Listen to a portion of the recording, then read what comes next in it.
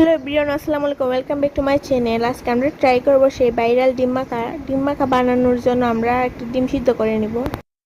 আমরা একটি ডিম দিয়ে বানাবো, পরে ভালো হলে আবার ট্রাই করব। আর শসা কেটে নিচ্ছি সালাদ বানানোর জন্য। তেঁতুলের যে একটা চাটনি বানায় সেটা কুচি কুচি করে কেটে নিতে হবে।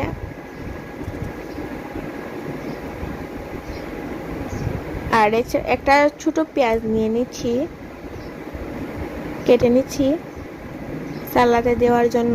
আমি আসলে এটাকে সালাদ বলছি, আমি জানি না এটাকে কি বলে।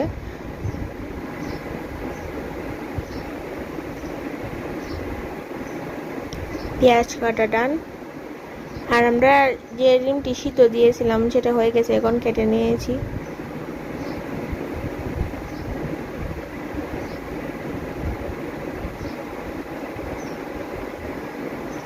আর এখানে আমি চাটনি পাতার কাঁচামরিচ নিয়েছি,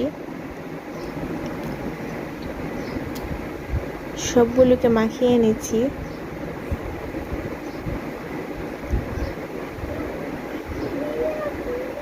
আর তেঁতুল দিয়েছি।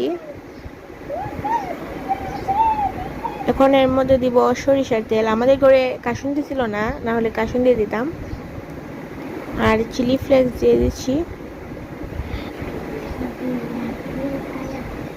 আর দিয়ে দিচ্ছি চাট মশলার গুঁড়ো।